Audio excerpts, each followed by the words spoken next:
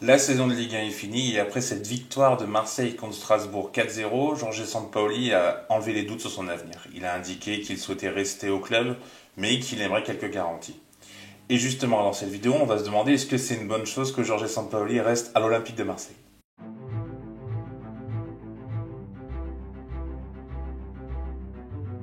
Avant d'entrer dans le vif du sujet, vous êtes bientôt 400 abonnés sur cette chaîne et merci beaucoup. Si vous appréciez le contenu, n'hésitez pas à vous abonner, ça apporterait vraiment beaucoup de visibilité et ça permettrait de pouvoir développer cette chaîne. Donc Marseille finit deuxième de façon in extremis car c'est parce que Monaco a pris ce but contre Lens à la dernière minute. Marseille se retrouve logiquement deuxième, c'est plutôt mérité à mon sens car je pense que c'est l'équipe qui a été le plus longtemps deuxième cette saison. Marseille se retrouve deuxième de Ligue 1 avec 71 points, qui n'est pas un énorme total. C'est le plus faible total depuis la saison 2015-2016, où c'était Lyon qui était deuxième avec 65 points. Donc si on fait le bilan en Ligue 1, effectivement, c'est une très belle deuxième place qui les qualifie directement en Ligue des Champions. Et vraiment, ça, c'est une très bonne chose. Car être troisième, c'est vraiment compliqué pour la gestion de la pré-saison. Donc le bilan sportif est plutôt bon, même si on peut regretter quand même le parcours en Europe. Marseille a eu beaucoup de mal en Europa League et en Conference League ils se sont fait sortir contre Feyenoord en demi-finale. Alors Feyenoord est une très belle équipe, mais pour un club comme Marseille, on aurait pu espérer quand même qu'ils aillent au moins en finale de Conference League contre l'AS Roma. Ce qu'on peut mettre en avant dans ce bilan sportif et dans le bilan de Sampaoli surtout, c'est que c'est un jeu qui est complètement débridé avec des ouvertures. On s'ennuie vraiment pas quand on regarde l'Olympique de Marseille. Alors c'est ouvert, ça peut être bien effectivement d'un point de vue offensif, mais on le verra par la suite, c'est vrai que du coup d'un point de vue défensif, il y a certaines fois quelques lacunes. Mais je pense que d'un point de vue complètement neutre, c'est une bonne chose que Sampaoli soit à Marseille. On connaît le public marseillais qui a été fan de Marcelo Bielsa, qui est un public qui aime les équipes qui procurent des émotions, et je pense qu'avec Sampaoli, ils ont été vraiment servis. Même si effectivement, parfois on ne comprend pas ce que Sampaoli met en place. La tactique est très atypique, surtout que Sampaoli n'est pas l'homme d'un système. Preuve en est, le site spécialisé WhoScored, qui répertorie les dispositifs, en a 11. Le 3-2-4-1, le 4-3-3, le 4-2-3-1 ou le 3-3-3-1. C'est une liste interminable, il y a vraiment eu énormément de dispositifs utilisés. Cette équipe a vraiment joué de manière différente pendant plein de matchs. Cette liste interminable d'ailleurs traduit surtout la difficulté pour les observateurs, qu'ils soient amateurs ou professionnels, de pouvoir comprendre et de pouvoir lire l'organisation, notamment en possession du ballon. Et ça, je pense que c'est un vrai problème. Et c'est pour ça que Sampaoli est autant critiqué. On ne comprend pas toujours ce qu'il veut mettre en place, donc dès qu'il y a une faille, effectivement, on ne le loupe pas. Comme de plus en plus d'équipes depuis une dizaine d'années, l'OM change radicalement sa géométrie selon la phase de jeu. La plupart du temps à petite échelle, un 5-3-2 qui devient un 3-5-2 en phase offensive, ou un 4-3-3 qui devient un 4-1-4-1, la seule modification étant la hauteur des ailiers et des latéraux. Chez Sampaoli, la mutation se révèle être plus brutale. Elle implique des positionnements très différents avec et sans le ballon, pour bon nombre de joueurs, quel que soit le système défensif. C'est en partie ce qui explique les difficultés de l'Olympique de Marseille dès qu'il faut défendre autrement qu'en avançant. Quand les Marseillais réagissent vite à la perte de balle et récupèrent le ballon haut et rapidement, ils n'ont pas besoin de se réorganiser. Quand l'adversaire survit aux 5 premières secondes après avoir récupéré le ballon, la moitié des joueurs phocéens doivent parcourir une belle distance pour aller tenir son poste en phase défensive. On le voit d'ailleurs quand Marseille joue contre des équipes mieux classées, elle se fait souvent avoir et perd beaucoup de points. Également à domicile, Marseille perd énormément de points car en général les équipes jouent en bloc bas en attendant de prendre en contre. Et dans ce système désorganisé de Sampaoli, effectivement, on trouve beaucoup de failles et on peut marquer plus facilement. Cette tactique demande beaucoup de rigueur, cette tactique demande beaucoup de conditions physiques et pourtant ça n'a pas l'air de perturber les joueurs. À l'image de Guendouzi qui, à la fin du coup de sifflet final hier, court dans les bras de Sampaoli, les joueurs ont l'air derrière leur entraîneur et prêts à faire des sacrifices et se battre pour lui. L'équipe n'a pas l'air si essoufflée que ça, même je trouve sur le terrain, malgré toute la rigueur demandée. De plus, et ce qui a été un vrai plus pour Sampaoli, c'est qu'il possède des joueurs comme Guendouzi, comme Gerson ou même comme Valentin Rongier qui ont des profils vraiment très hybrides et capables de pouvoir répondre à ce que Sampaoli demande sur le terrain. Donc est-ce que Sampaoli peut redemander l'année prochaine aux joueurs de faire exactement les mêmes efforts et faire les mêmes sacrifices? Je pense que oui, il n'y aura pas de souci. Il y a d'avoir vraiment une belle cohésion entre l'entraîneur et les joueurs et ça vraiment c'est très important et c'est ce qui permettra à Marseille de pouvoir réussir en gardant Sampaoli.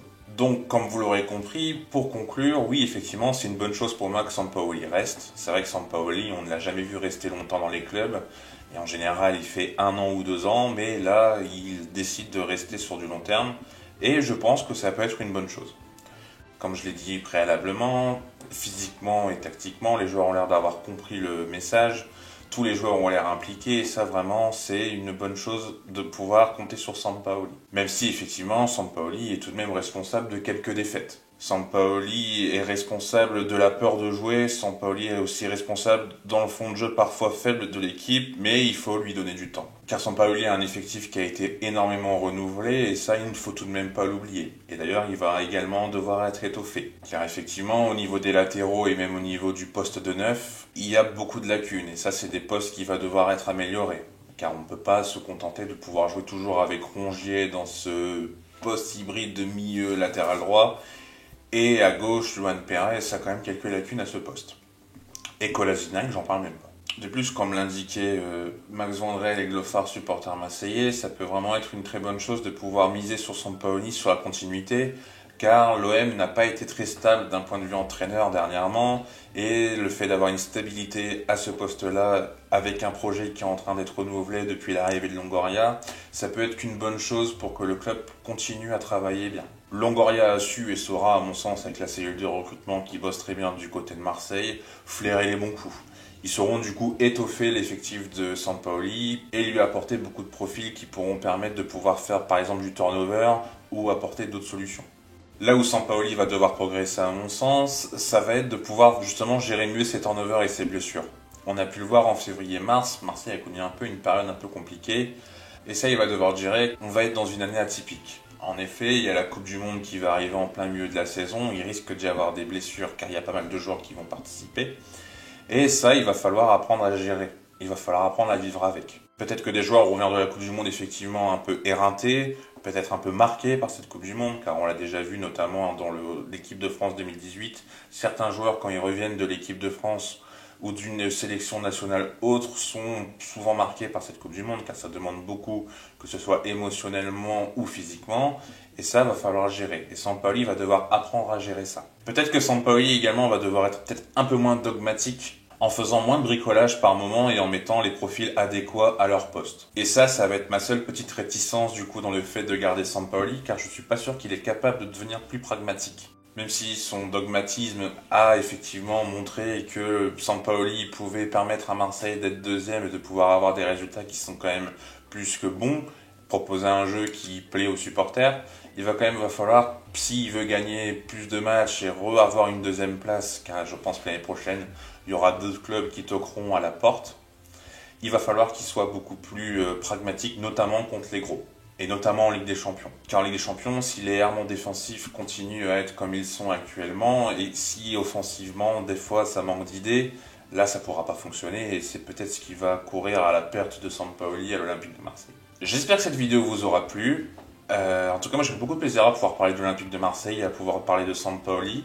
Moi, c'est un personnage qui me plaît, c'est un personnage que je suis vraiment content de voir dans cette Ligue 1. Moi, je pense que la Ligue 1 a besoin de ce type de personnage pour pouvoir être attirante et pour pouvoir plaire à grand monde. Je pense que les supporters marseillais qui sont très passionnés aiment vraiment avoir ce genre de personnage au bord du terrain. Je voudrais remercier, avant de conclure cette vidéo, 3 personnes qui m'ont beaucoup aidé pour cette vidéo. Je leur ai posé quelques questions qui m'ont permis de pouvoir créer cette vidéo. Donc Glofar, Max Vandrel et Julien Sanjames. Ils m'ont vraiment beaucoup aidé à pouvoir confirmer ce que je pensais de l'Olympique de Marseille. Et vraiment, sans eux, je n'aurais peut-être pas pu tourner cette vidéo. En tout cas, si la vidéo vous a plu, vous connaissez la chanson, n'hésitez pas à vous abonner. N'hésitez pas également à mettre la petite cloche et à aimer la vidéo. En tout cas, moi je vous dis à très bientôt. Tchuss!